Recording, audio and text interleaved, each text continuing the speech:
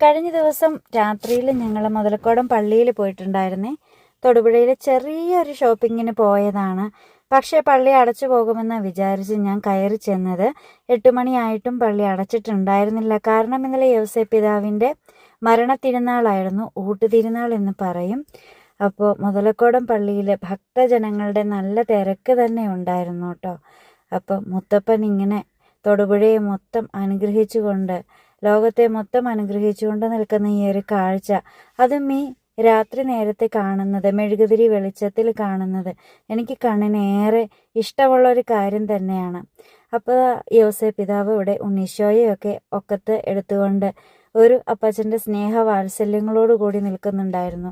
മുതലക്കടുത്ത് മുത്തപ്പനും അതുപോലെ തന്നെ കാത്തു നിൽക്കുന്നുണ്ടായിരുന്നു. നമ്മളൊക്കെ വരുന്നതൊക്കെ നോക്കി ഈശോയുടെ രൂപവും ഒക്കെ കണ്ട് കണ്ണ് നിറയെ കണ്ട് പ്രാർത്ഥിച്ചു എന്ന് വേണം പറയാനായിട്ട്.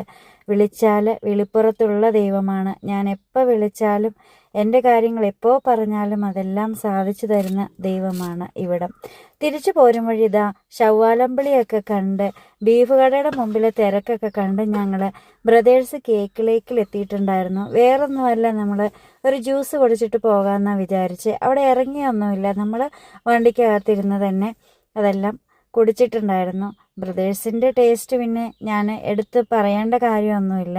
എനിക്ക് ഭയങ്കര ഇഷ്ടമാണ് അവിടുത്തെ ഫുഡും കാര്യങ്ങളൊക്കെ. അപ്പോൾ പോയ വഴിക്കെല്ലാം വെളിച്ചവും ശവ്വാൽ മാസം വരവേൽക്കുന്നതിൻ്റെ തിരക്കും ഒക്കെ ആയിരുന്നു. അതൊക്കെ കണ്ണിറയെ കണ്ട് ഞങ്ങളങ്ങ് നേരെ വീട്ടിലെത്തി.